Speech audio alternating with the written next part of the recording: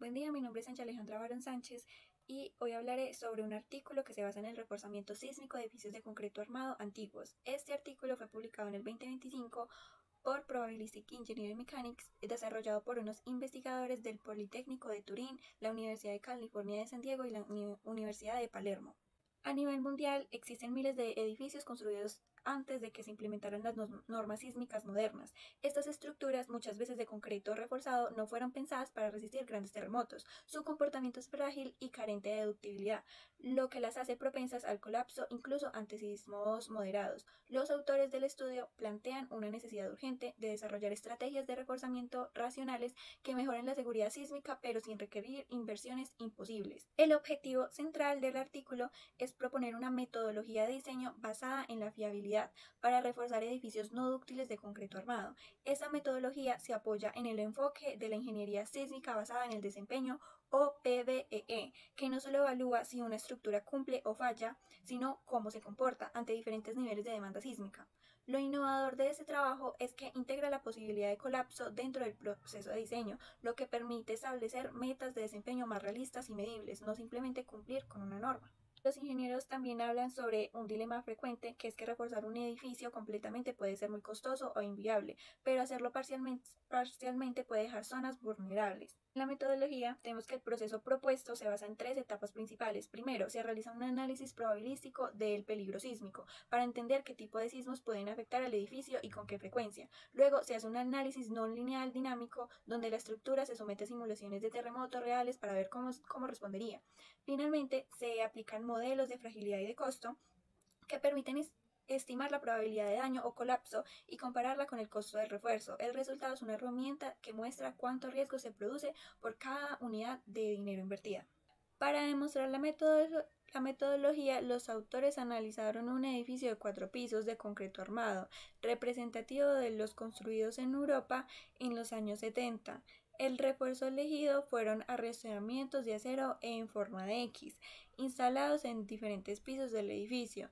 Se estudiaron dos variables, el número de pisos reforzados y el área de acero de arrestamiento. Con esto se generaron 20 configuraciones distintas, todas analizadas mediante el programa de OpenSys, que permite realizar simulaciones avanzadas del comportamiento sísmico.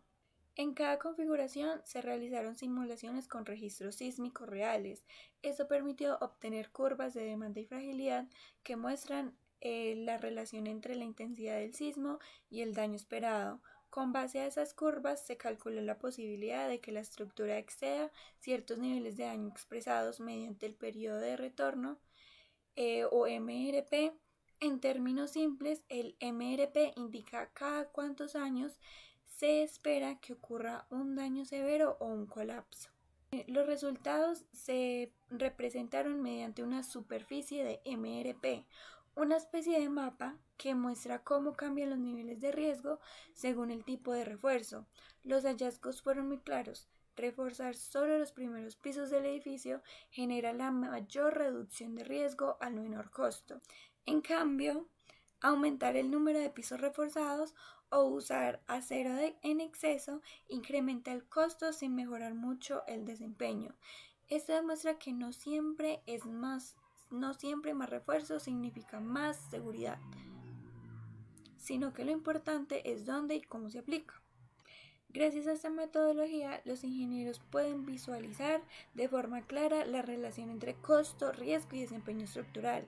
Eso permite diseñar estrategias de reforzamiento por etapas o adaptarlas al presupuesto disponible, sin perder el control sobre el nivel de seguridad que se busca alcanzar. El estudio demuestra que el diseño sísmico puede ser más inteligente, más económico y más transparente cuando se basa en datos probabilísticos. La metodología integra tres elementos clave: desempeño estructural, riesgo de falla y costo de intervención. Esto permite que las decisiones de ingeniería no dependan solo de experiencia o intuición, sino de análisis cuantitativos que justifican cada inversión. Como recomendaciones, se tiene que los autores destacan que esta metodología puede mejorarse aún más mediante algoritmos de optimización como inteligencia artificial o métodos de Monte Carlo. También proponen desarrollar modelos simplificados o incluso redes neuronales para que su aplicación sea más rápida y accesible. Buen día, mi nombre es Ángela Alejandra Barón Sánchez y voy a hablar sobre un estudio que se basó en el efecto de la altura en el comportamiento sísmico de las columnas esbeltas de concreto armado. Este artículo se publicó en 2023 por Composite Structures. En pocas palabras, este estudio busca entender cómo el confinamiento puede mejorar la resistencia y la ductibilidad de las columnas frente a los sismos y cómo influye la altura de la columna en este desempeño. Como objetivo principal de la investigación fue analizar de qué forma la esbeltez o altura de una columna de concreto afecta su respuesta sísmica cuando se combina con dos tipos de refuerzo, acero y GFRP, es decir, polímero reforzado con fibra de vidrio. Además, se evaluó el uso de tiras AFRP aplicadas activamente como método de confinamiento. Este tipo de refuerzo envuelve la columna generando una presión lateral que controla la fisuración y retrasa la falla.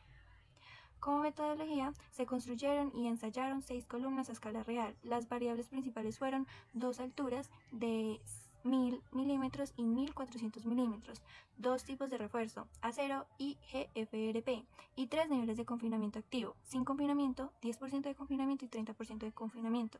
Cada columna se sometió a una carga axial constante y a cargas laterales cíclicas para simular un sismo real. Durante las pruebas se midieron desplazamientos, deformaciones, curvaturas, histéresis, modos de falla y energía acumulada que las columnas eran capaces de disipar. Como alcance, el trabajo se centró en columnas esbeltas, que según la ACI 318 son aquellas con una relación de altura-espesor superior al límite de 22. Estas columnas, al ser más altas y delgadas, son más susceptibles al pandeo y a la inestabilidad cuando enfrentan movimientos sísmicos. Por eso, los resultados no se aplican a todas las columnas de concreto, sino especialmente a aquellas más críticas estructuralmente, donde la esbeltez se puede marcar la diferencia entre un desempeño estable o una falla repentina. La importancia de este estudio es que este trabajo radica en su soporte a la ingeniería sismorresistente moderna. El uso de materiales compuestos como AFRP representa una alternativa ligera, anticorrosiva y altamente resistente, ideal para reforzar columnas en edificaciones existentes o en zonas de alta actividad sísmica. Además, este estudio ayuda a entender cómo adaptar los sistemas de refuerzo a la altura de la estructura, optimizando el diseño para mejorar su comportamiento ante terremotos y prolongar su vida útil. Como resultados y conclusiones, tenemos que en el efecto del confinamiento activo con tiras AFRP fue altamente efectivo en todos los casos, permitió aumentar la resistencia al corte y el desplazamiento lateral último, mejoró las curvas histéresis haciéndolas más estables y retrasó la aparición del daño. El confinamiento del 30% fue el más eficiente, reduciendo la degradación y aumentando la resistencia sísmica general. En las columnas de refuerzo de acero, el comportamiento redujo el efecto de pinzamiento en las curvas histéresis, lo que significa una mejor capacidad de disipación de energía. La columna confinada del 30% aumentó su resistencia lateral un 14% y su deriva final un 67% respecto a la no confinada. Por otro lado, en las columnas con GFRP, que son más frágiles, el confinamiento resultó aún más beneficioso. En cuanto al efecto de la altura y la esbeltez, la altura tuvo un impacto claro. Las columnas más cortas de 1000 milímetros mostraron mayor rigidez inicial y una mejor eficiencia del confinamiento. Las más altas de 1400 milímetros presentaron una acumulación de daño más rápida y una degradación más evidente de la rigidez. Además, las columnas más altas presentaron mayor prolongación de grietas y pandeo de barras a edades tempranas de carga, mientras que las cortas lograron controlar mejor la fisuración. En cuanto a la disipación de energía y amortiguamiento, la capacidad de disipar la energía fue notablemente superior en las columnas de acero debido a su fluencia y plasticidad. Por ejemplo, las columnas de acero confinadas al 30% disiparon 2.38 veces más energía que sus equivalentes sin confinamiento. El amortiguamiento también fue mayor en las columnas de acero, mientras que las GFRP mostraron un comportamiento más autocentrante, con menor capacidad de absorción plástica, pero mayor retorno elástico después del movimiento sísmico. En conclusión, la altura y la rigidez incrementan la demanda de flexión y aceleran el daño estructural. El confinamiento activo mejora de manera sustancial la resistencia y la ductibilidad, siendo más eficiente al 30%. Las columnas de acero disipan más energía, pero las de GFRP confinadas mantienen una mayor capacidad de formación sin daño severo. Muchas gracias.